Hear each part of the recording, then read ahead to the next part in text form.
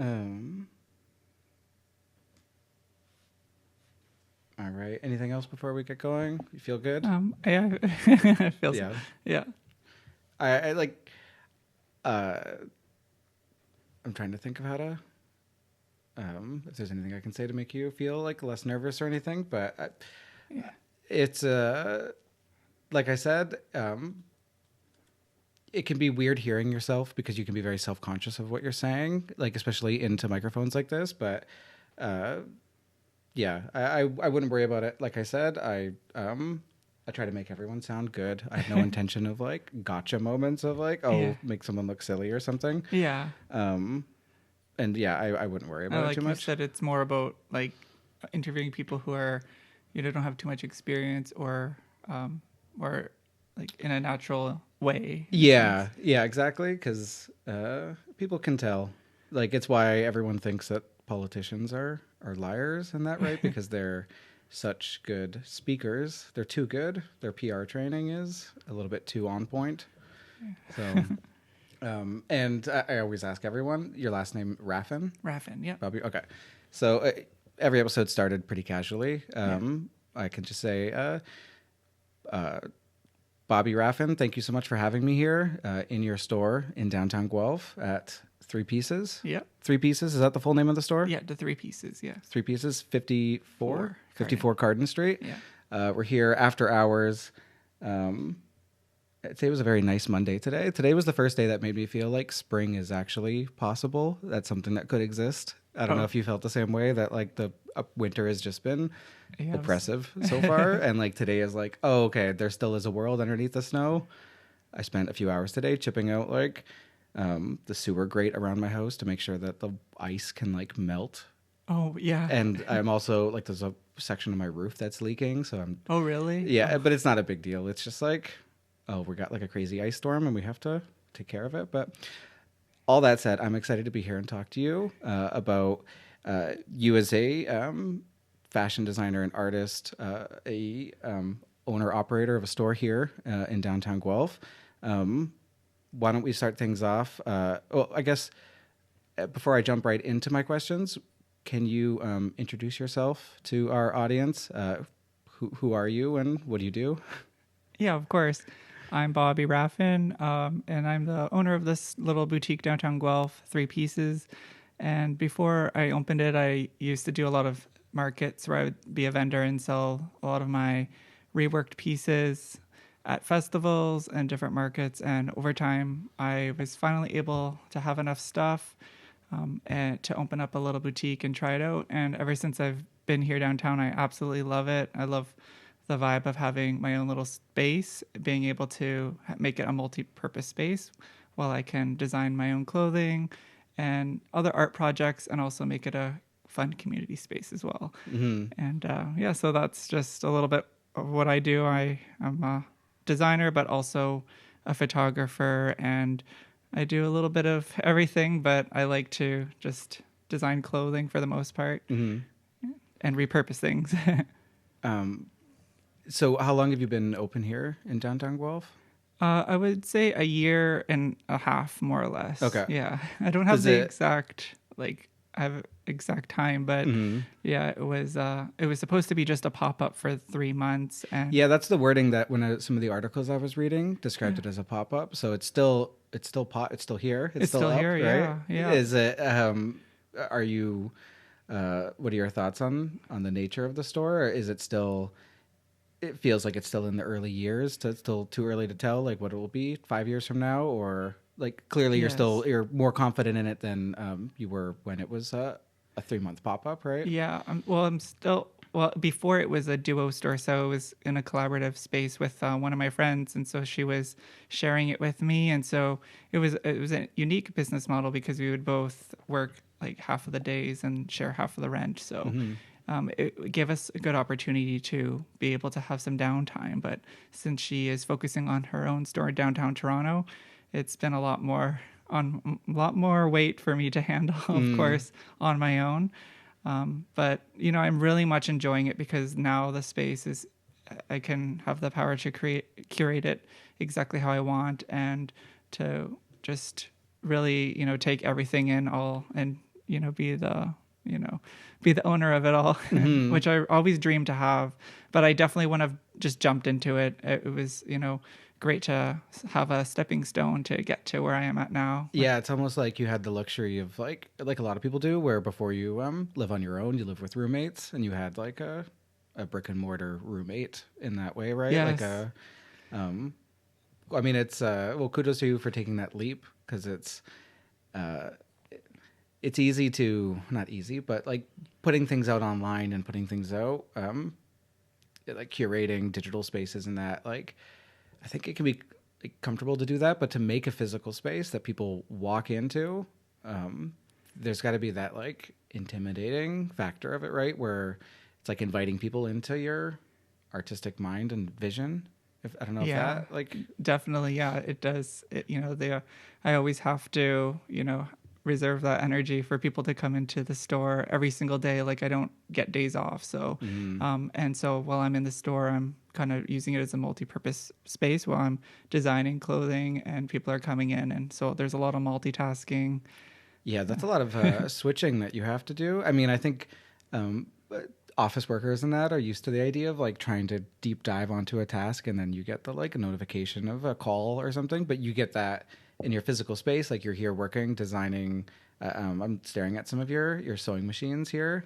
That like you'll probably be mid working on something, and then the door opens, and you have to like pause, switch, kind of go into a different customer service sort of. A lot of people, a lot of boutiques actually, they close on Mondays and Tuesdays because they're not really the most busy days to shop. And so since it's the beginning stages of me opening the store, I'm starting to realize that, it is a lot slower on certain days, and it would be smarter to close those days. But, I look at it, I'm paying the rent, so might as well be here. I'm sewing here anyway, so just keep the door open. And, it's been nice because like we said, today is a Monday, and, that's extra money. And to have it's nice to have customers come in on Mondays and Tuesdays when other boutiques are closed. And just trying to figure out how to make a sustainable business plan and how to make a small business thrive in the economy right now. It's quite difficult, but like I said, I'm trying to pivot and see what works. So I think, I don't know if you fully answered this question in the beginning, but I can ask it again. Of course. What drew you to start Three Pieces in Guelph in particular, and was there something about the city's creative community or atmosphere that made it feel like the right place for this? Well, I was born and raised in Guelph, and I always wanted to have something where I started because I just love it here, and I know the city like it's the back of my hand, and so it just felt right and like a smart move to just do it here where I grew up, because I have a great foundation and friends and supporters, and just building a community here. It's just a great idea for sure. And I mean, I would say that I wanted my store to be like very touristic and tropical, and so I think obviously it makes more sense to do it in like a touristic location, but at the same time, I really like Guelph, and I wouldn't change it. And I think like it's all a matter of perspective, right? Because sometimes when we are an hour outside of the GTA bubble, like we are here in Guelph, there's this feeling of like, oh, everything here, like we almost have to be embarrassed for ourselves because we're not Toronto. But like Guelph is a real city. Guelph has a thriving downtown. It has like character to it. It has I don't have to sing the praises of Guelph on a podcast called Growing Guelph to people living in Guelph. If you listen to this podcast, you probably like Guelph, but and I imagine same with you, right? Like obviously you haven't fled the city for Toronto or anything, so you're staking it out here as an artist. But from my brief experiences with it, it seems like the art community in Guelph and the community of just people. I don't want to say outsiders, but people with like an alternative edge to them. And I think people like they kind of know who they are, that they like it's such a strong community here. And like it's almost just nothing but support that I see. Like people that are just eager and glad to find out about something new and support something new and go to the new show and go to the new like pop-up. Is that your... Yeah, it's been fantastic. Like I love the community here in Guelph. And as somebody who dabbles in different types of art, it's nice to be able to see different parts of different communities and bubbles of artists. And what I like about it is that it's very collaborative, and like there's a lot of different people that like to work together, and like musicians can partner up with different photographers or videographers and designers. And I really like how all of these different types of artists can work together. And I think Guelph is very much a place where there's a lot of people that like to collaborate and support each other. Yeah, and that like you bring up a good point about that cross media connection that happens, where it's not just like artists in one section and then photographers in another, or graffiti artists in it. Like it seems like there's just a lot of willingness and drive to combine disciplines. And I mean, even like you were talking about the origins of this store, you were able to partner with another entrepreneur business person and have those different ideas coexisting in the same space, if that makes sense. Oh, definitely. And I think that's kind of just a good analogy, like of what downtown Guelph as a whole can feel like a lot, where there's like experimentation and just that there's always something new. And I never really understand people. Well, I shouldn't get into reading negative comments online where people bash our downtown, but I think we have such a good downtown. We have such a fun, interesting downtown. And when someone suggests like, oh, let's go out for dinner on the South End, I'm like, I don't want to, no hate to the South End. The South End of Guelph is a very cool place with lots of cool things, but I also kind of live downtown. So asking me to drive to a restaurant like 10 minutes south, it's like, I'm going to suggest the Woolly or somewhere downtown or Brothers Brewing or something. Not that this isn't sponsored by either of those people, so no free advertising, I guess. I gotta mention one thing I do like about having a space downtown is that it's really accessible. It's right by the bus stop, so it's great to, when I collaborate and host an event here, it's great that there isn't really any excuses for people to like not want to go out because it's just right downtown. So there's so much more opportunity to come down here and do something fun like that. Like for instance, if I was wanting to host a workshop in this space, I think it would be more appealing because it's right downtown. There's parking, and it's it's an accessible space, and compared to like wanting to go somewhere like you said, that's just there isn't too much other things going on in that area. Yeah, there's lots of strip malls and places that I'm sure you can rent space in and do stuff, but it's being able to transit in here and drive in, like there is parking downtown. I was able to just find parking. I know during the day it can be a little bit tough, but if you need to, you can always pay for it. There's always spots at the thing, right? So I don't know why I keep preemptively trying to answer the criticism that a person I've created in my mind is saying, if that makes any sense. Like, but that's something I guess I just need to work on as not preemptively, always trying to. It's like I'm hearing the internet commenter in my mind that I'm having to answer to, but that's not a healthy way to always be justifying things to. So you've said before that Three Pieces is more than just a brand. It's your story sewn in. Yeah. Can you share a bit about that story and how it's shaped your approach to fashion and design? Yeah, a lot of people actually ask me why I called it Three Pieces, because it's quite vague, and that's kind of what I like. I like for people to wonder. And for me, Three Pieces is like my logo is kind of like a triangular crystal that's broken apart, and there's like three little pieces.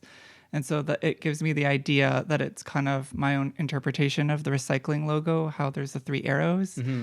But in its teal turquoise version, of course, because for me, it's like repurposing, and it's the beauty in the broken, because, growing up, I didn't have a whole lot, and I had to work with what I had, and sometimes you'd always get broken things and have to repair them and repurpose them.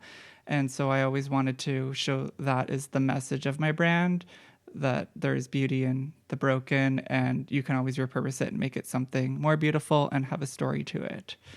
And so that's the main core message behind the brand. And so a lot of the pieces that I do design, I like to reimagine things that are damaged or stained, and find ways that things that were, lost or unwanted have new life again, and for people to want to wear them. That's very cool. I mean, like that. I know this came up when I talked to the tool library, the idea of the circular economy, and that it can, like, if you care at all about the environment, it can just kind of make you like recoil with disgust the amount of perfectly good things that are just cast aside because, like you said, there's a seam that's damaged in it or it's a stain, but like the fabric is still tough. It still has so much use built into it, but we don't often look at things for their like material utility because we're just very, we're a consumer culture of like, oh, it has a stain, it has a crack, it's broken, toss it out. And that's why a lot of things do end up in thrift stores, because there might be some small little thing that's wrong with it. And I find that the average person, when they see something that does have a hole in it, it's kind of like, okay, like it's not worth it anymore, because it's hard to look past a big flaw like that that's kind of difficult to mend if you don't have the experience to. So it's great for me to have the tools to be able to repair it or transform it. So for instance, if something has a hole in it, you can easily put a patch over it or embroider over it. Same with a stain. Like some of those hard stains will not come out. No matter what you do. So you can always dye it another color, or like I said, basically stain everything the same as the stain. Like if it's a coffee stain, then just stain the whole piece in the coffee color. And lately I've been working with a lot of recycled materials that were on their way to the landfill. Like they were in production and they're like the scrap pieces. And I just like the challenge of being able to use something that was completely like going to be gone, and make something with it. And it also kind of has this humbling vibe to the creations because, not spending a lot of money on luxurious materials and things. It's all about working with what you have. And it's also quite organic, using just like a natural cotton and things that could be, used as just standard pillows. And I like the look of the wovenness and things that have texture. So I'm really drawn towards embroidering lately with my new chain stitch machine, which you see here behind my desk. I'll have to take some photos to maybe share, like as part of some of the social media posts and that. But you've got so many cool things that are all around us. So I'm looking at, there's a Singer sewing machine that's built into a table. There's a serger. That's a serger. Okay. Yeah, and that one is the chain stitch, and then that one, like you said, is a vintage Singer in a desk. And then I also do have a domestic machine as well that I sometimes take the bus with here and there. But it's good to have different machines, because when I work with my partner, we are both kind of using different machines, or you sometimes need to, use different ones for different things. So, yeah. You must get some interesting questions where people come in and they start like, where'd you get that? How did you build that into that? Like, yeah. Well, this one, definitely the chain stitch one, is a very uncommon machine. And so a lot of people are quite interested on how it works and just the overall idea of it, because it is very complex. It doesn't have a bobbin, so it just has the one crochet needle from the top. And so it creates chain like thread. And so you basically have a handle underneath the table, and then you just draw with it like you're playing Pac-Man. Oh, cool. Yeah, so like the old joystick it's like a joystick, so you kind of move it around, and you basically are drawing with thread. And I like that idea because it's still kind of like how I used to just draw it with pencil crayons, but now I'm doing it with That's very cool. thread. And I like the look of it because you can make it more storytelling with the pieces. I like to do a lot of symbolism or animals and creatures, and I like the the idea of it.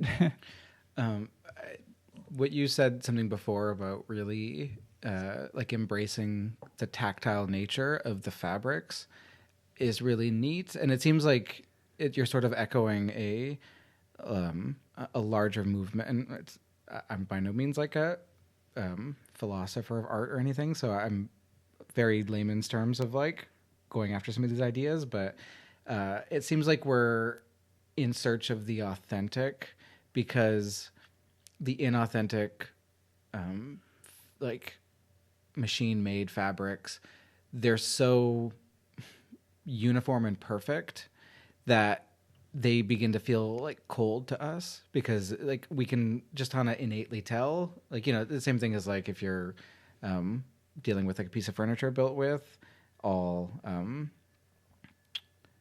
what am I trying to say, like the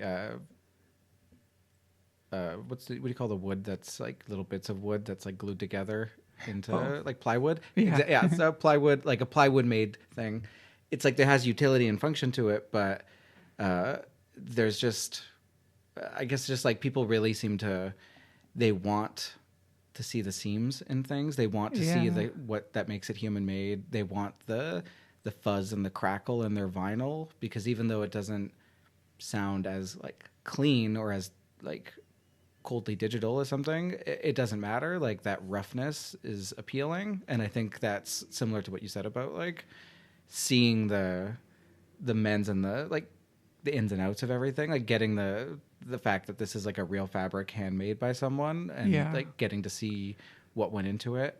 Yeah, and also that it kind of relates to things that are like polyester fabrics and things that are with a lot of synthetic fibers, like made with plastic. And so I like the idea that, you know, when things are made with cotton, it's more organic, and you know, that's what you're wearing. It's touching your skin. So it's nice to have something that's more healthier. Yeah. I mean, it's plastic is such a amazing invention that we've coated the entire world with and create everything with now, that like, it's just, I don't know. I do my best to, like, when I'm sourcing for pieces in the store, I'm always more, you know, I more inspired to choose, or sorry, I'm more selective to choose pieces that are made with 100% cotton or 100% linen. For me, I like the more organic, natural materials rather than things that are polyester. And, you know, it also introduces a lot of like, what type of polyester, how was it made? Is it going to degrade? Is it going to like it versus like, if you understand fabrics and that, you can probably be more like reliably know and understand what 100% pure piece of cotton is going to do, right? Yeah. And a lot of clothing that's being produced is cut on a bias, and so that then uses a lot more material. And so because on a bias, what like, does that mean? When it stretches, like certain fabric stretches like on the bias, like on the side. Okay. So like when you're cutting fabric, you cut it on a certain side, so it stretches like across, like, so like it's hard to explain, but that's okay. I think you're doing a pretty good job. I don't know anything about making clothing, but so fabric stretches. It can depend on what type of fabric. It can have, you know, 4-way stretch or 2-way stretch, and a lot of times you're trying to create it so that it stretches the way when you're cutting your pattern pieces. Gotcha. But, so when you're dealing with scraps or limited fabrics, there's a lot more challenges. I guess this is what like you're basically just describing like how why I'm always amazed that like clothing can fit well, even though it's like, well, how do they get this shaped right? Like, but like you said, there's a lot of learning when it comes to sewing. Like, I still consider myself a beginner, and you know, I have been doing it for about 3 or 4 years. I lost track, but you know, like I'm still I feel like you can learning. bump yourself up to at least intermediate by that point, right? Like, yeah, but I didn't go to school for it, so I didn't learn through any teachers or anything. I just learned through mistakes, my mom and my partner, for the most part. And so I'm still learning to this day. There's so many different things, and every time I talk to a sewist, they're always telling me that they're always learning. There's always something to learn. Even if they went to school for it, they went to university for 5 or 6 years. So it's a unique industry, because I find that when you're connecting with these people that, you know, they're passionate about something that you do, you're able to learn something from them. And doesn't matter their experience level. And so that's what I love about it, is I have people that are way more experienced than me. They look at my work and they say, oh my gosh, I can't believe you did that. It's because I did something that they might be really weak in, but like it's something I've exercised a lot more. But there's so many things that I would just never want to do that some beginners have done, because you know, there's just so many different methods to doing it. But I think it's just such an intimidating thing, because the machines themselves are very complicated to use, and you know, it's so easy to go wrong with, you know, not threading the machine properly or a needle breaking, and then it's just so discouraging.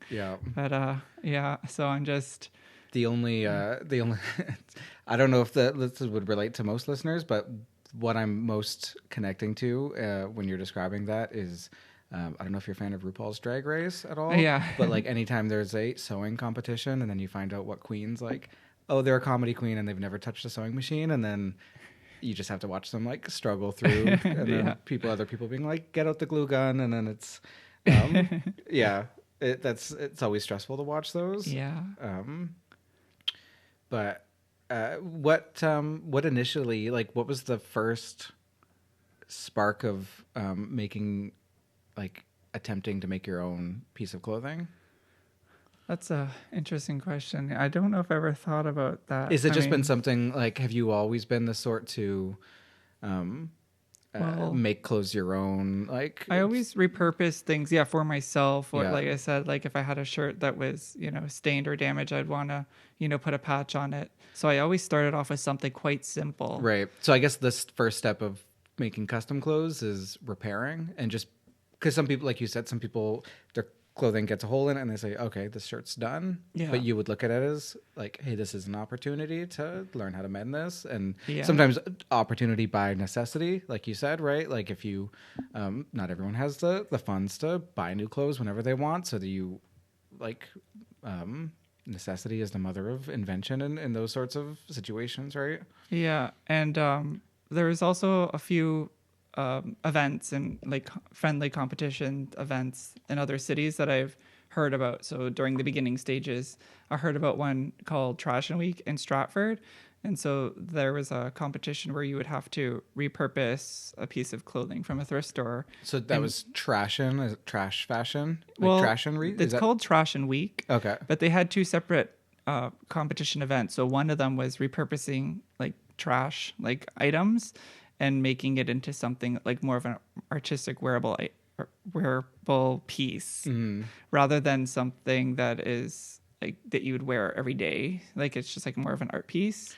And the other one was repurposing into more of like a wearable piece that you would like, you know, like reinventing something. That's cool. And so I entered for the repurposing one, because like when it comes to textiles, I like to use like fabrics rather than, you know, like cardboard and things like that fashion show, people were using things like you know, like beer, or the beer tabs and stuff, and different materials, which is super exciting, but also for long-term wear, you know, I would like to pursue making something that's more of a wearable piece, right? Long-term, that you could potentially wash, or and that it could.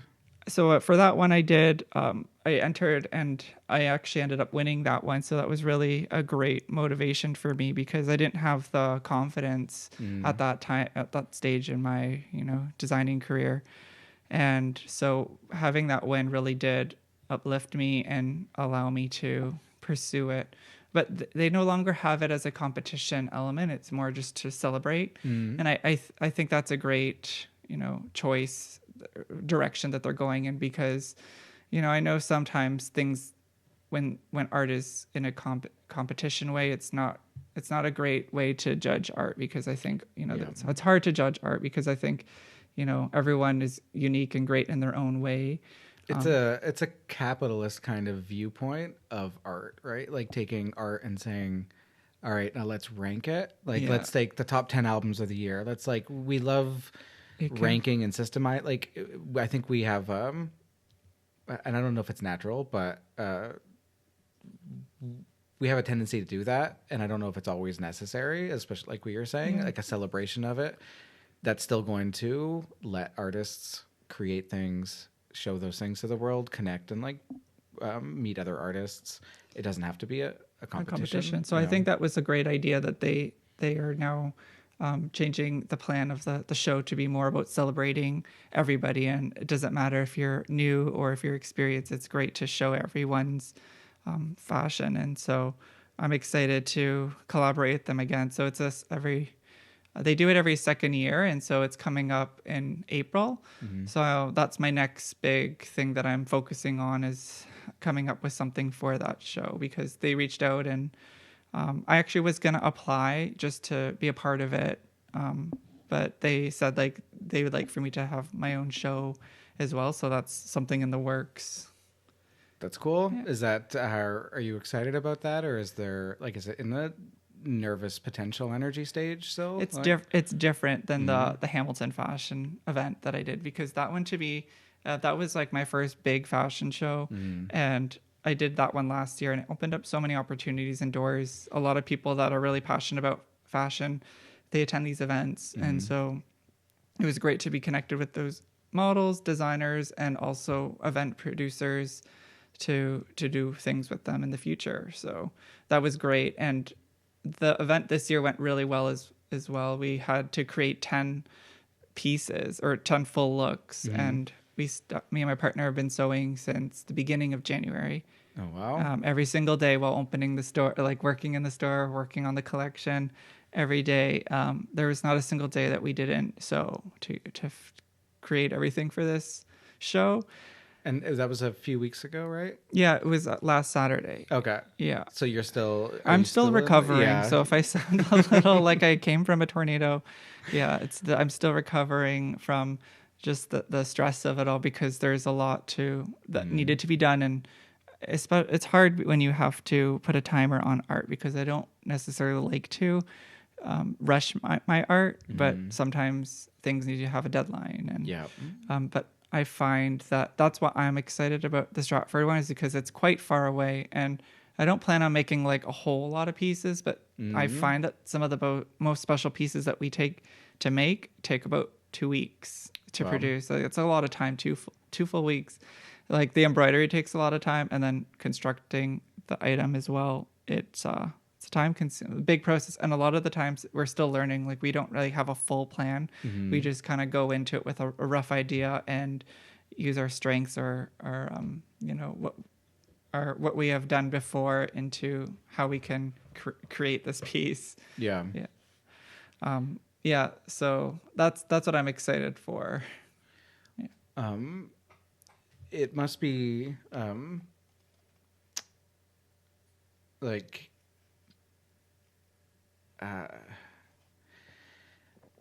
I feel like fashion and the world of fashion is not something that I'm very close to. I've tried to educate myself more about it, and I think there's this giant like gap in the public where people see the idea of fashion shows, and they're not understanding that like this is playing with the concepts of what clothing expression means as an art, and that the goal isn't like these are pieces that will go like are going to be in H&M a year from now. The goal is like even if it's like a silhouette that an exaggerated fashion piece can introduce that like can spark an idea that can become a element of like quote unquote like off the rack fashion. You're right. Yeah. It's almost like the equivalent of experimental music composition, where people like dive into like, okay, well, what can we do that's unique? And the people who are in that world, like they understand that like, oh, we're not just making pleasant songs for easy listening, like, or same thing like experimental film, right? Like movies that are falling into the like experimental category, like they're not going to be like, oh, suggest this to your parents to watch if they're just like an easy watch Saturday. Like they're going to be difficult, weird watches.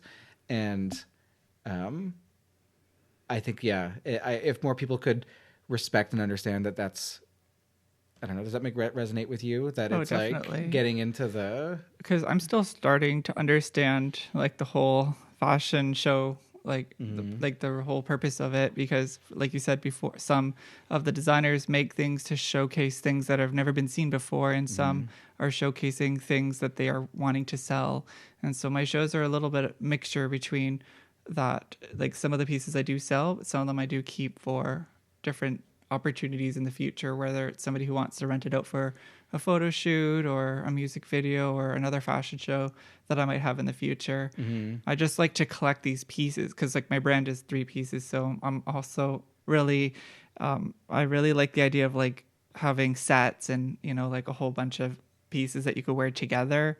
So I like the look. Like usually I start off with a top and then I make, you know, shorts with it, or and like I said, like even if it's a dress, like it will have like, you know, a top piece that will go with it, or a jacket. So I love the idea of like making, like building more to them. And I think with trying to take fashion down to like its like primordial form, and then trying to will new concepts and new ideas out of that is very cool. And it's a good reminder about how so many things that we take for granted, because, you know, they've had 50 plus years of fashion history to them, are strange and weird. Like the fact that we spend, as like humanity spends, so much water distressing jeans so that people can buy jeans that, like, oh, look, these jeans look like I've worn them for 20 years. But like, it's one of those, like, aliens would be very perplexed for a long time, and they'd have to, unless they have fashion of them, and oh yeah, we get it. But like, there's so many weird particular things that aren't always about being practical, and they're very much about like cultural traditions and rituals and expressions, and we take those things for granted because we're used to it. So then you go to a fashion show and you see people exploring entirely new concepts of things that like you've never even thought of, and it can be very cool. Like if you can have an open mind, you can almost see like, it's almost like seeing like alternate reality potentials of like, oh, this is what, like, you know, you could see like 50 teenagers at the mall wearing that in an alt world where that came out 20 years ago and some celebrity wore it or something, right? Like, Oh yeah. yeah. Maybe can you speak to what is it about like vintage clothing that excites you, and how do you go about like selecting and curating pieces that fit that aesthetic and vision? Yeah, like I've always been drawn towards thrift stores growing up. I, you know, thrifted from, you know, the moment I was born. But I just love thrifting, and the idea when you're seeing so many unique pieces, all different brands, different textures and prints. Like I like this idea that you might be going through thousands of pieces and just select one. And so when I'm curating for the store, it's really difficult for me because I'm very picky and I want all my pieces in the store to come together and look like they make sense. And so it's like you're curating a whole collection. And so for me, it's like I'm more of like a slow sourcer, because I wouldn't say every piece in the store is vintage. There's like, you know, it's hard to find vintage because there's a lot of vintage collectors these days. Yeah. And as, you know, things are being produced now, there's a lot of fast fashion. So we're, you know, just trying to find the right pieces. What's the definition of how old something has to be for it to be vintage? I'm not really sure anymore. Yeah. But I think, you know, I think people really like vintage to be like 70s, 80s. Yeah. But like, it's funny, people are saying like, oh, like I grew up, you know, in the 2000s and now it's like vintage. It's like our generation's like, oh gosh, like that's, now I go to Spirit Halloween and I'm a costume, you know, like it's. I guess that's what happens if you live long enough, right? That it turns around and you have to see the... But I love the look of, I love 80s fashion. I love the idea of things like just being like exaggerated and like a different era. Like I like that look.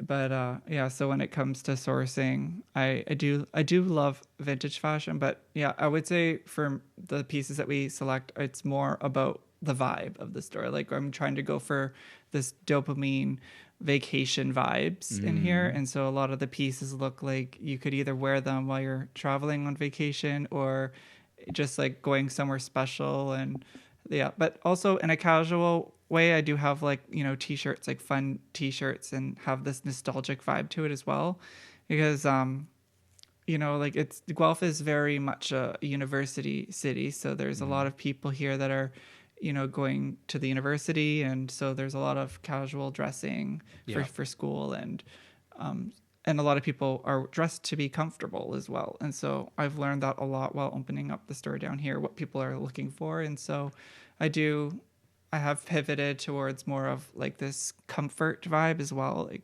Athleisure, or is no, that? I would say, I guess the athleisure movement is I would- pandemic sort of started it too, but not, yeah, yes, kind of. but you're not describing athleisure specifically, right? You're more Like I don't have like sweatpants or things like that in here, but I like, for instance, comfort would be like a t-shirt and jeans, like something that is practical, comfortable, but also stylish as well, like, depending on like the graphic t-shirt. And I find that people are really gravitated towards funny or silly t-shirts, or if it's a band or something that they grew up and they can relate to with a friend. I really like that idea.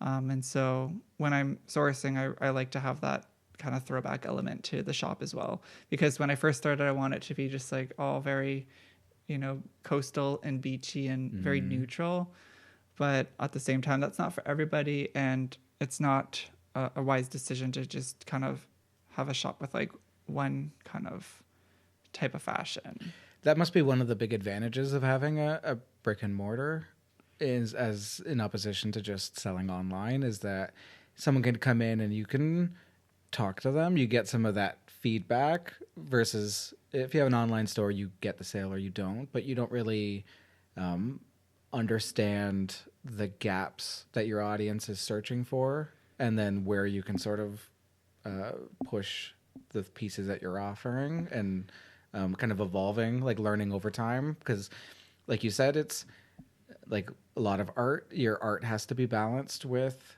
the fact that you have to like support yourself and sell things, and you have to appeal to an audience, but you can't, like, you still have to stick to your Yes. creative vision, And to some degree, right? And that must be, It's I guess difficult that's the line because- that you have to walk as a artist shop Yeah. owner, right? Well, Like, the thing is, when I design or repurpose pieces like that, for me, those are more like luxury pieces or special pieces, because they're one of one in the world, and so they might not be for everyone, because those pieces did take quite a lot of time to make and are special. So, but with the store, it does have a really wide price point, because I try to cater towards everybody, because I do know that a lot of people are struggling right now. Not everyone has the luxury to go out and buy new fashion.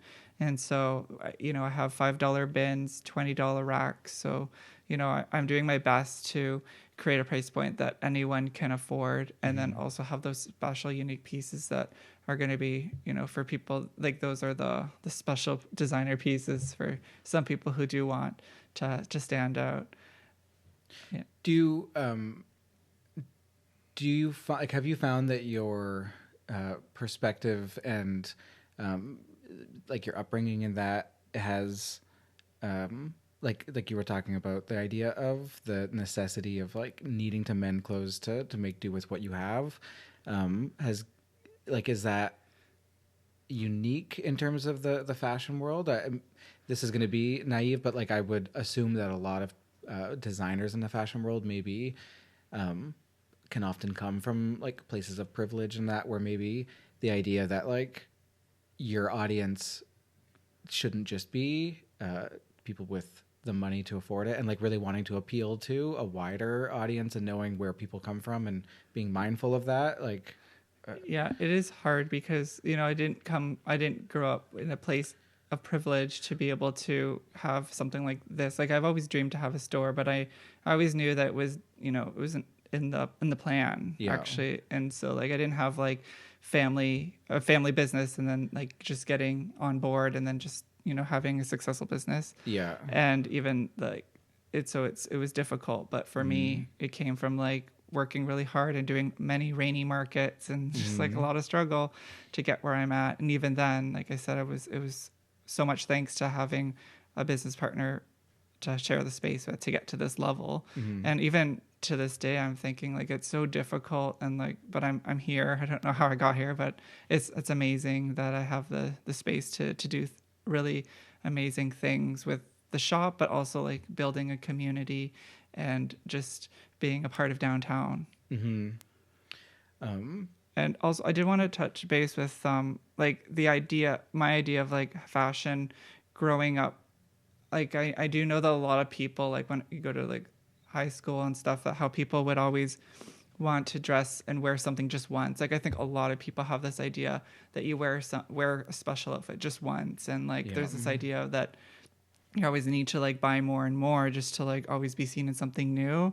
And I think the idea of that is like changing because of the condition of the planet right now. And I think it's great, and I'm one to always celebrate the idea that you can always reuse and rewear something, and it's okay to be seen in the same outfit that you've worn before. Like you don't need to just wear things just once. And I think that's something to celebrate as somebody who's loves like secondhand clothing. And I want to encourage more people to wear things more than once and shop secondhand, because we don't always need to just buy like something new all the time. And I think there's a lot of people that just like they're so used to just, okay, I have to go to the mall and buy something brand new, or like you said, like if something has like a little stain or a hole on it, they'll just look past it. So I think there's this idea that I want to encourage people to think twice about and just like have an open mind to stand up for something, like for the change of how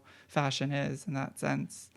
It's funny how I've been wearing this sweater for like a week. So, you know what I mean? Like I like to rewear things, especially comfort things. When you're an artist and you're painting, you know, you're going to get stains and stuff on your clothes. So like, that's what I mean. Like I rewear a lot of the clothes like for that reason. And so, and there's also like,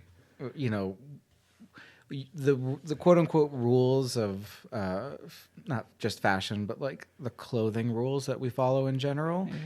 A lot of those rules are just things that companies have gotten us to believe. Yes, like, if you every time you wear a sweater once, put it right into the washing machine, wash it in hot water, then put fabric softener on it, then dry the hell out of it, and it's like, that whole system is just different companies who've sold you things and made rituals out of their products. When like you could probably wear the sweater a few times and you could probably wash it on cold, and you don't need fabric softener and you don't need dryer sheets, and like all these things that have been invented to solve potential problems that they either didn't even really exist, or I don't know, like or they're just like, a lot of these companies are just, like you said, trying to brainwash people into purchasing more, buying more.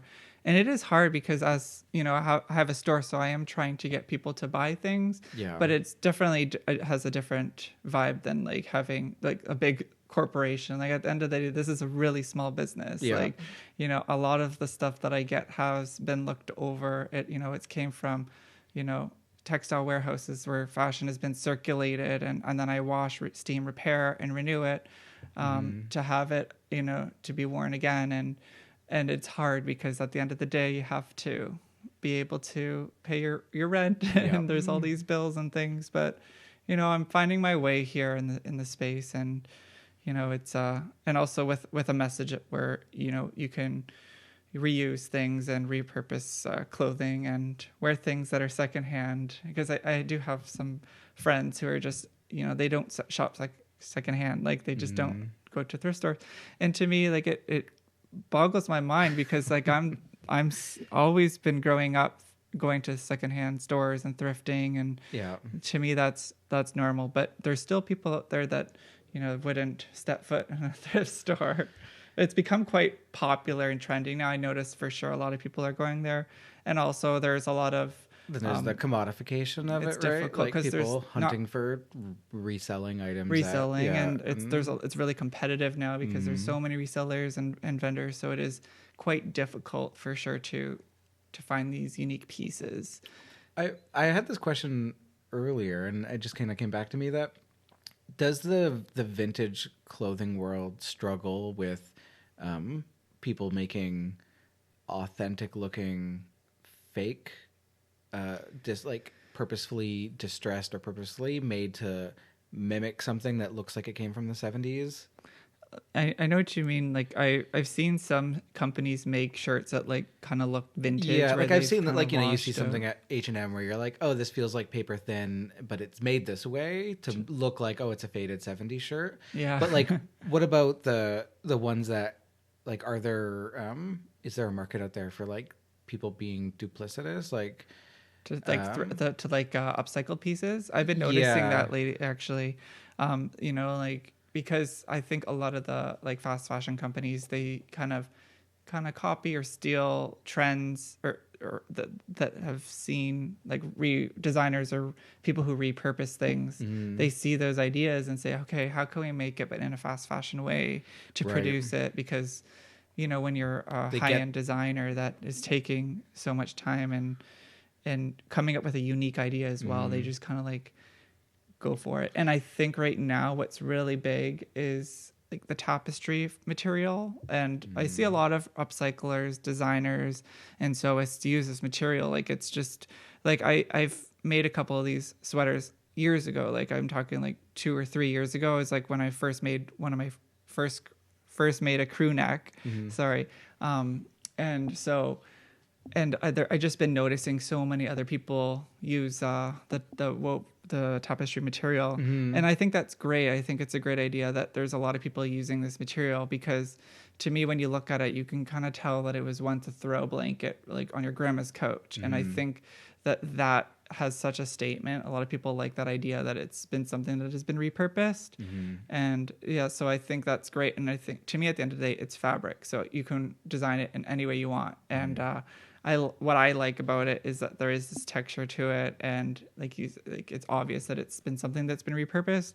But I just know or see it coming that like there's going to be like a lot of these fast fashion companies that are like going to hop on that idea of being like, you know, we want to make something like that's going to be like way more affordable, and then it's just going to cut like a lot of these designers out of like being able to, you know, sell something that they're passionate about making. So it is difficult. And then it'll push them to it's like the endless cycle of kind of like how patchwork jackets were like a big thing a while ago. Like, you know, it's being able to like add all these different patches on it to a denim jacket, and then like you just see it like on a fast fashion website, like they just kind of like come up with that like trendy idea, and like it's just like quickly produced in a factory, but like for $30 or something. Whereas it's just crazy. Like the pipeline of it being cool, new and exciting, edgy.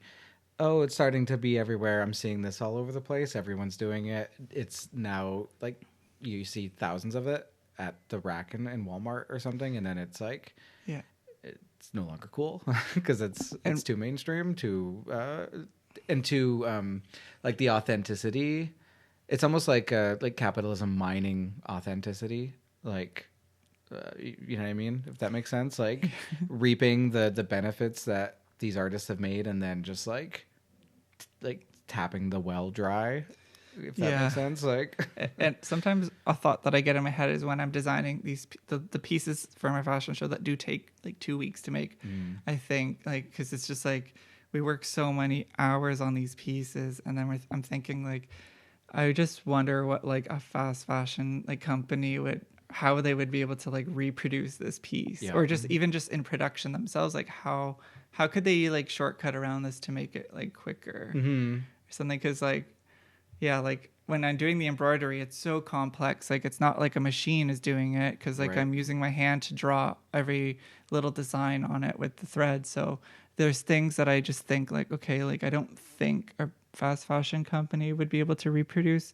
this art, but you never know. Like the world, the direction that we're going to, it's crazy how things are just being generated. Like distressed jeans, or just like I mean, and that's what at the like a big appeal, the big appeal of a lot of your pieces for some people who buy from you must be that authenticity of what went into it, and that if you could, you know, if we had Star Trek technology and you could replicate like an exact duplicate of it that's molecularly the same, it still wouldn't be as appealing. Just as like a painting is partially worth what it's worth because of the handcrafted skill that went into it. Paintings aren't worth what they are purely on the like aesthetics of it, which is why you can go into like Marshalls and there's rack after rack of like gigantic prints for $40, but like real artists can't necessarily make money in that way. But yeah, it's interesting, yeah, that people are more gravitated to going to like Marshalls and buying like one of those canvas printed art than like to go and support like a local artist that might be struggling. Yeah. Right? So yeah, it's different for sure.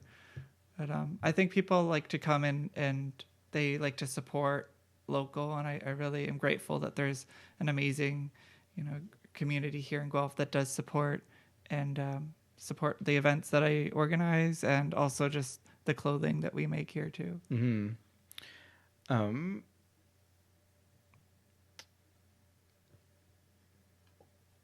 Sorry, I'm just looking at what questions have I. We've already kind of talked about like the sustainability and the balance of that. Do you think? I don't know if you have more to say on that question. Yeah, we talked on that. Okay. So you're obviously bringing a lot of like fresh artistic energy to Guelph's downtown through three pieces. How do you see fashion fitting into the larger creative art scene here? And what role do you think it plays in shaping culture? And I know that's a big question, but I just kind of want to know, like, do you think about that or? Yeah, that's a very unique question. Well, I think that there's so many different walks of life, and there's a lot of different communities here in Guelph, and like especially when it comes to like the fashion scene, there is a very eco-conscious style of fashion here that's really celebrated, and so it's nice to be to be connected with people here that really celebrate that, and when it comes through all different types of people, like you said, artists, singers, musicians, drag performers, there's so many different people, but it's great that I'm able to connect and collaborate with these people and with my fashion and other types of art that I do. Yeah.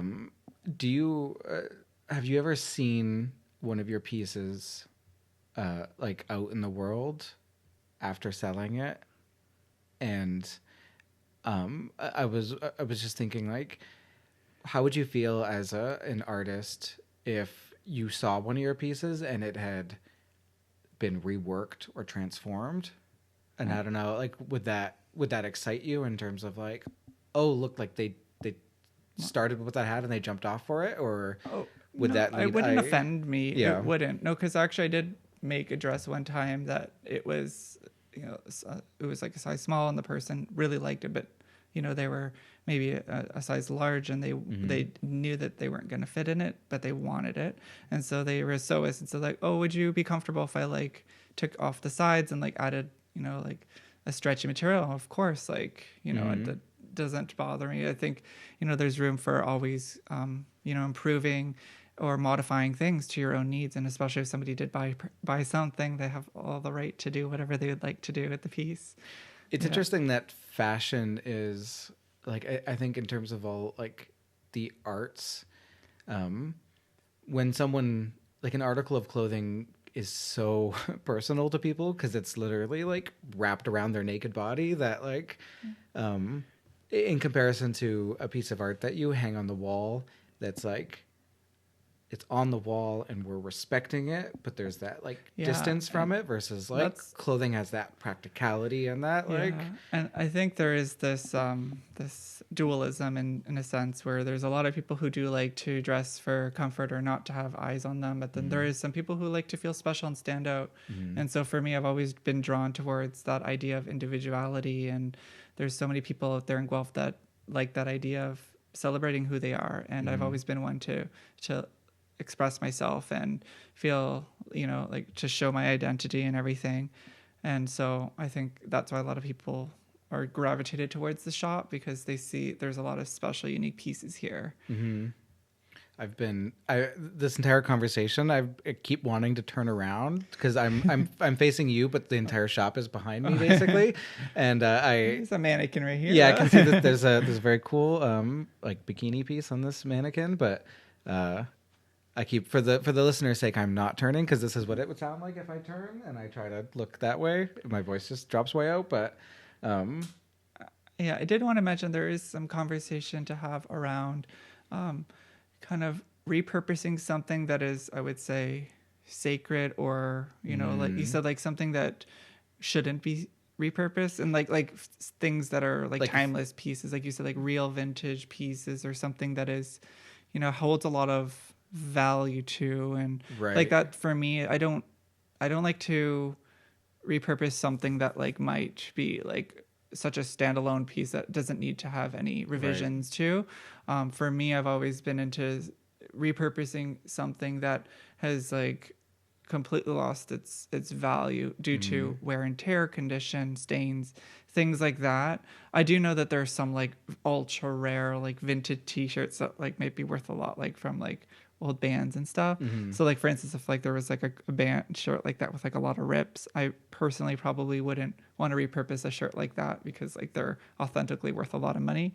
But like I said, like that's something depending on whoever's perspective that is. Like I know that there was one girl who had repurposed like a Taylor Swift shirt, and like it upset a lot of people because she like shredded the whole thing and like macrame'd it. So yeah, I think that it really depends on like how you value things. Yeah. I mean, it is interesting in that way, right? Because at the end of the day, it is, unless it's a one of one last remaining copy, because then I could see like, well, there's value in preserving things, but yeah, that's really interesting. So that I have a question bouncing off of that, because what I thought you were going down was saying Oh, sorry. I was gonna say, like, with pieces that are perhaps there's like a cultural significance to a style of dress that's like, or a style of like a shirt or something, where it might it might be very of a specific culture. Yeah.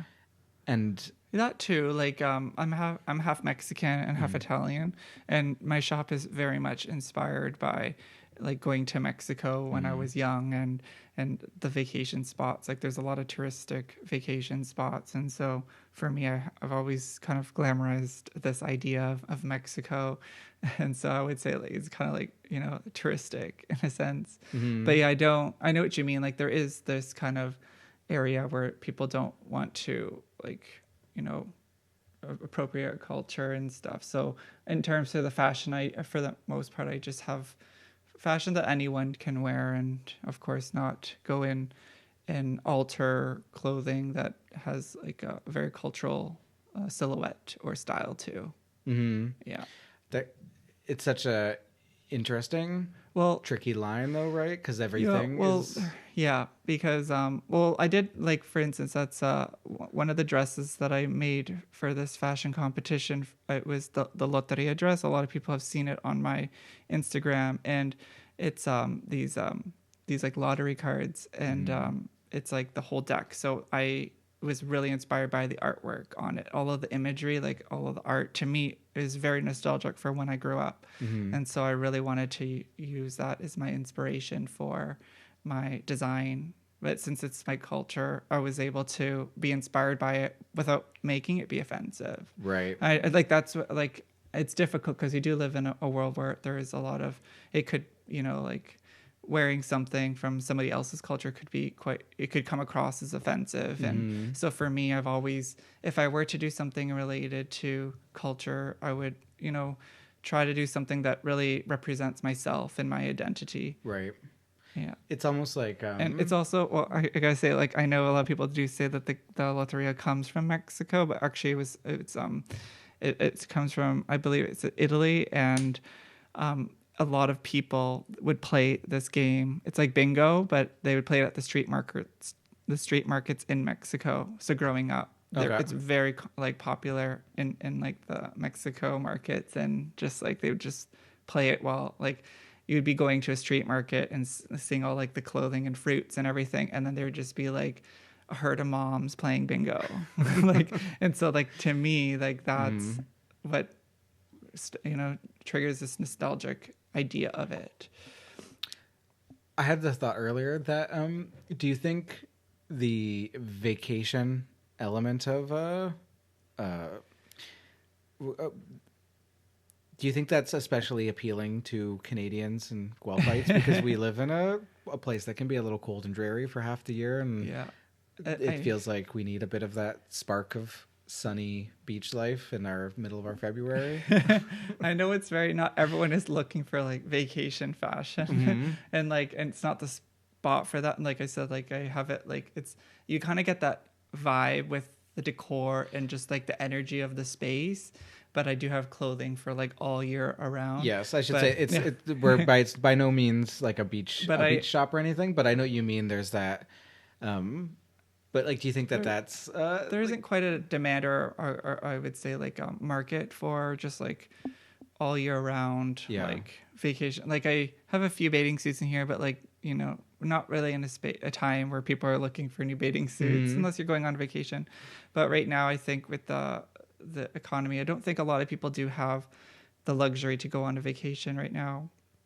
It's just the overall idea and the essence of the store. Like it's like you're able to. I'm trying to make it, accessible. That's what I mean. Like it's that idea. It's taking that vacation vibes and that vacation idea and using fashion and art to bring it into a different space, right? And to so it's not that like the fashion is just for going on vacation. For going on vacation. No, it's more just like clearly I hate using the word brand in this, especially when talking to artists, but it's a brand. But like your brand and the ethos behind it. I can see how there's this idea that you can be like, oh, that's kind of three pieces vibes, like yeah, and like the idea that the brand that you're cultivating here is it's like that little bit of an oasis for like at that sunnier, happier times. It ties into with a lot of mental health as well, because I find that a lot of people, when they are sad or going through something and depressed, like finding an escape is something that people look for. And for me, as somebody, when I do struggle from dark times, I am always shifted towards focusing on my creativity and my art. And, there everyone has dark thoughts. And so there's a lot of that in being able to create something. And so you can see a lot of that in the store. Like I try to create this idea that there's a lot of joy and happiness in here. And so when people do come into the space, like I notice that they get really inspired by like my ideas that I have painted on the walls, and just like these unique ideas that make people think and wonder. Yeah. And I like that I'm able to bring that, and that's the power that you bring to the table as an artist. It's like your artistic passion is a lens through which it's almost like it's focusing that energy for people. So like you said, you can see people come in here and get that inspiration, and it's like through your artwork transferring your passion into them, like through what you've collected and how you've pieced it together here. Yeah, and it's the power of visual merchandising and just like expression through art, and I love it. Like I love being able to like be able to sell my art and pieces of me like in my art, and I like that idea. But also some things that might not be for sale, like just like a lot of the fixtures and decor of the store. I like for instance, for the window, we put a lot into making it really magical and move with like different disco ball motors, and like the Ferris wheel spins, and it was 100% handmade. And like a lot of the magic within that, I just love seeing people walk by and just kind of stop and wonder and think like, how is this made? And it's so unique. And I like that feeling. You're clearly comfortable as an artist, and you said you work with your partner as well, that you're not afraid to bridge different like materials together, and that like you're a fashion designer, but you've also got these. And again, I'm doing the thing I said with the audio, but I'm turning and looking. At the front of the store, you have a display window that I believe was originally made for holiday windows this year. Yeah. And some of the pieces were made for Christmas. There was like a Christmas competition for the best window, and so a lot of the pieces where we had really pushed ourselves to make something very magical and special. But since we had spent so much time and money on making these pieces, we decided we're going to keep them all year round. Like the Ferris wheel is just such a unique piece that, I don't want to put that in storage. I just want to keep it out and for people to see it and be really, and to celebrate this artwork. Have you, or do you have any inkling or thoughts about incorporating some of that experimentation of like, motors and things like that into your clothing and your artwork? Like, I don't know if you ever thought of like combining those two things together. I like the idea for like visual merchandising displays. Like I really am passionate about like making things move in the window. I don't know how it would translate with like clothing. I do know that one designer has a dress with like different like moving petals and things. Like that's really cool. But I think when it comes to fashion, I like the idea that the pieces are made with like recycled fabrics or like a little bit more have this eco vibe to it. So I don't know if there's a little bit of a disconnect there. But like you'd almost have to build like fully mechanical style. Yeah, but I'm more gravitated towards like having the window like a separate thing than the fashion. But at the same time, I would like to like, you never know where things will go. Like with the window, like it was just like fun and games, but we just like really love the idea to create unique visuals. And like we're thinking maybe next year there will be a roller coaster. You never know, right, what we're going to create next. But a lot of the things do come from repurposing what we do have. And for instance, we had first originally purchased a disco ball motor, and that's what would make a disco ball spin. But there's ways to repurpose that and use it in a new way. So we had taken some chicken wire and jammed some palm leaves, and now it's a chandelier that spins with butterflies moving around. And so we just like experimenting and making things move in different ways. And I think there's more of that to be happening. Like I like the idea where things are repurposed in a new way. Like, well, you clearly like that with repurposing fashion, and like you said, like if you're at a thrift store and you're looking for clothing, and then they also happen to have like a rich, like you said, like the spinning disco lamp, but there's lots of interesting older mechanical things that they could be broken, but the shell of it could be repurposed into a unique art piece in the store. Or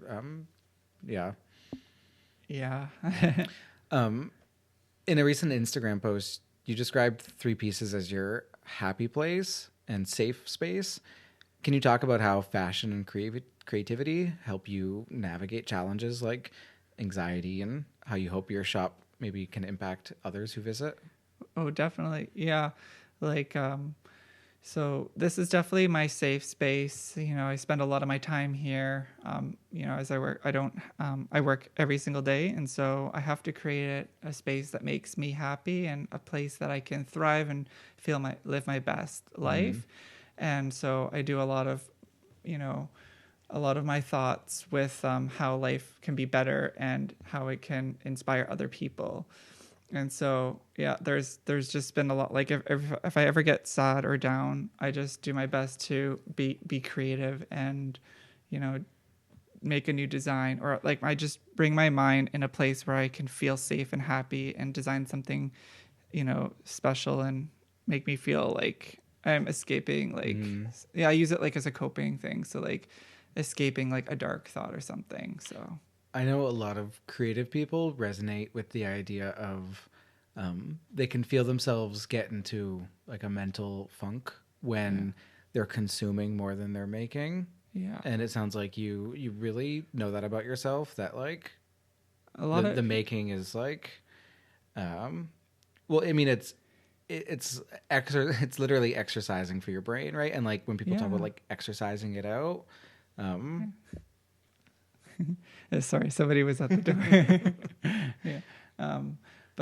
Yes, like you're saying, there's just been a lot of exercise when it comes to like creating, because I do have some creative friends who said sometimes they feel like a little exhausted, or they said like they're not in the right space to create. And for me, I've always been in the right space to create. Like I've like, and it's just because like I always, there's so little time and so many ideas, and so like I kind of have to pick and choose what ideas, and like some come out and I'm like, oh, I don't have the time to create that, because I do know how long some of these pieces can take. So but that's good. It's, you're not someone like, I think some artists and creatives can get hung up on, but like just like the idea of it, and that paralyzation of like, they know they want to do it, but they're hung up, and like all these, and you don't seem to have that issue. Like with your problem is, there's like parts, there's some things that are intimidated. Like there's some pieces that I have in my mind that I'm like, oh, I would love to create this idea that I have, but I feel like I might not be ready. Like I might not be skillful enough to make that piece. And I think that's very normal. And that's probably healthy, but you seem to be able to just, not just, I shouldn't use the word just, you apparently can just sort of push forward and do it. Yeah. Rather than, like you were saying, like you work every day. And that sounds like some writers kind of talk about the idea of like, writer's block can happen, but definitely. You have to like, you also have to put the work in of like putting yourself in the place for a writer that might be like in the right place in front of their laptop or whatever they need to write. And just sort of like putting the work in and being in the right place. You're right. That's why a lot of people do go to cafes and to like be able to put themselves in an environment to be able to create. Exactly. And it's like, it's like with anything, like if you want to stick with it, you really just have to kind of put in the time, and it doesn't matter if like you're not necessarily feeling it 100% that day, because once, and you probably find this, right? Like you get in here, and even if you had like a rough morning or it's a slow morning, like just being in the shop out of your house, behind the desk, like working on stuff, there's that momentum that just starts building, right? There's definitely that. Yeah. Well, I'm here and now I might as well start working. And then you probably... And there's always something to do here. Like if it's slow and there isn't many customers, we always do what we can, like whether we refresh the store or we change the window or we're sewing something, there's always something to do. And like you said, like I created like the backspace to be really creative and uplifting, and so it's great that I'm able to put myself in that mindset where I feel inspired and have the space that I need to be able to create. And like it seems to be working out in a way where I feel that I'm able to produce these pieces for shows. Like I said, like I work every day, but I was able to pump out a full collection within the month. So it's great that I was able to make it work, even though like I had so many obstacles and a lot of sacrifices to be made as well to make it happen. That means like no days off, and not taking care of my health or checking in with like family members or hanging out with friends. Like there's so many sacrifices that go into having a small business. And a lot of people don't really realize that. They're just like, they just, everyone's in their own world of like how important things are, or like making plans and expecting for people to turn up and show up for you. It is very difficult being a small business owner, because I do feel like other social things are more of a luxury now, because they don't necessarily have the capacity to do all these fun things that I used to be able to do, or I'd say like normal people do. They also go out and have fun and celebrate birthday parties, and like to me, I'm just like slaving away here. So there's this almost feels like a different world, but I think it's also tricky, because when you're good at what you do and you make beautiful things, I think people maybe unintentionally have a way of trivializing it a little bit, or they think because you make things that are beautiful and that they enjoy looking at, that, oh, lucky you get to just hang out in your shop and make things. And there's, I can understand how people might have that perspective if, they work 40 hours a week in a factory, like doing hard labor or like mechanical labor or something. But I think that's kind of unfair to like. It's hard because there's a lot that could go wrong in terms for sewing, and a lot of people are just like, "Oh, fix this," or "Can you do this for me?" Like a lot of people reach out, they're like, "Oh, can you just do this for me?" Just the word "just" is a lot, and it's and things like that, right? So it is difficult because there's a lot that could go wrong, right? It has to be like the right type of fabric. You have to have the right type of needle for that type of fabric, and just like the right color thread, and just like there's so many different things that go into it, just for a small little alteration, right? So there's a lot of that. It's but we're making the best of it. Well, speaking of that incredible marathon of work that you just went through, that was part of the Hamilton Fashion Week, right?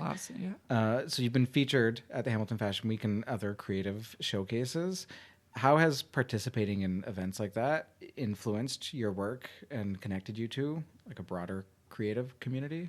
I love being able to put myself in these unique events in other cities and challenges because it allows me to push myself, and I love having a challenge and like a path where like there might be a little bit of direction or an idea that I can just think of like out of the box. Or for instance, like when there was the Hamilton fashion competition for fall, that was like I like having like a challenge and then interpreting it in my own way.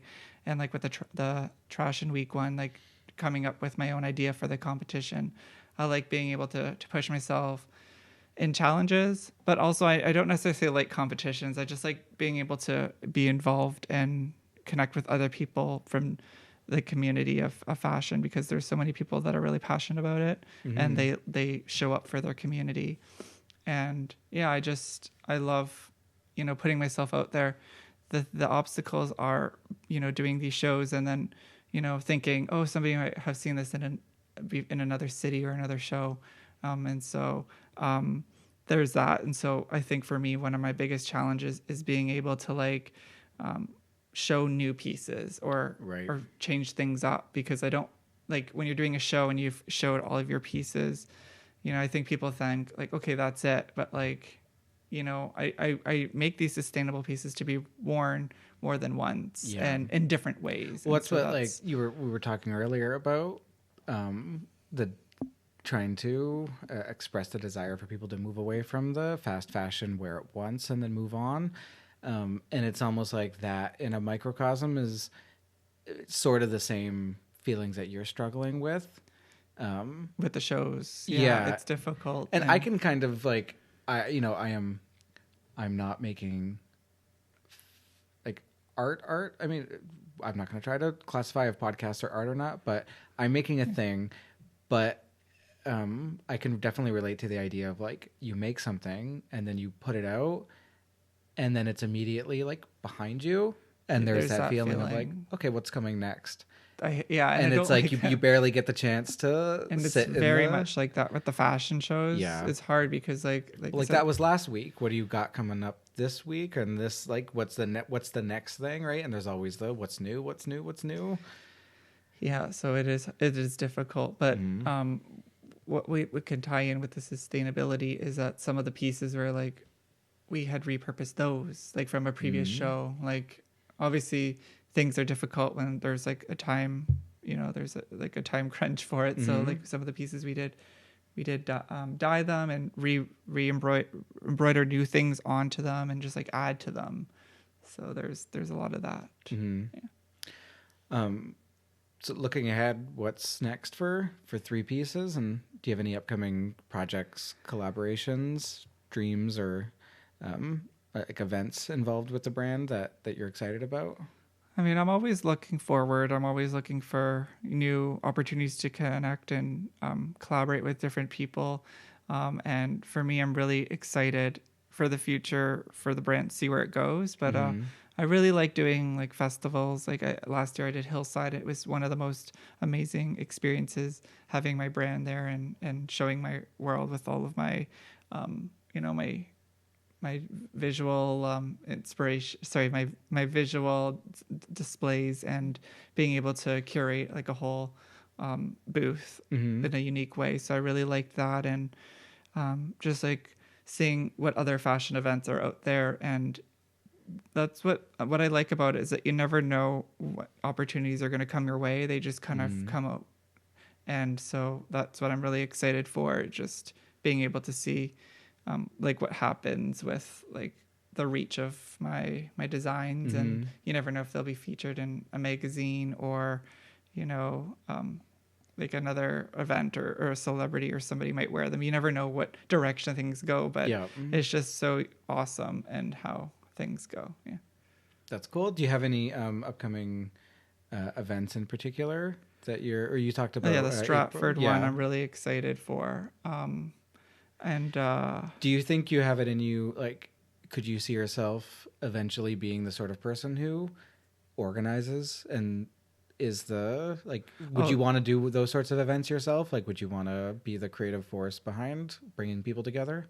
I would love that. Like, I know Guelph doesn't quite have like a big, like, you know, like when you talk about like Hamilton Fashion Week and like Stratford, like they have like the Trashton Week, like they have all these further their cities.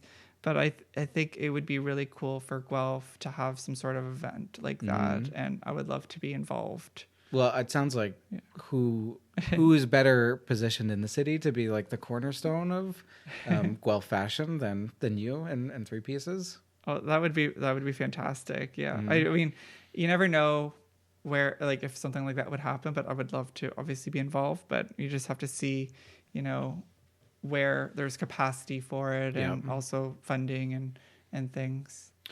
I'd love to know, like, when there's like when you go to Hamilton Fashion Week or some other bigger Ontario events, that, like, if you can get some sense, like, obviously every artist is unique, and artists aren't like just who they are from the cities that they come from, but like, I'd love to know like how that works in terms of when you go to an event and people are like, oh, this is a fashion designer from Guelph, like, does that mean something to them, or is it like completely neutral, or is it like, I don't know, it'd just be interesting to know that it is, if any of Guelph's like crunchy hippie vibes kind of come along with that. But, because I mean, you've obviously been shaped by the city that you grew up in, so definitely, I like that. I like being able to represent my you know, city when I do go to other places, and because, you know, I'm very proud of where I came from, and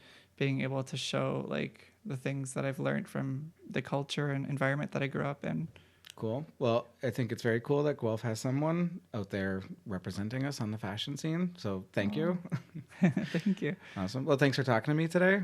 Oh, I really appreciate it. I'm really glad that you were able to come out here and see my space and chat about fashion and the whole world. This is one, I said this when I was setting up, but I'm very glad to have done this in person, because this wouldn't have been the same conversation if we tried to do it over Zoom. Like, being physically in the space that we're talking about is huge. So thank you. Oh, yeah. Anytime. Yeah. Cool. All right.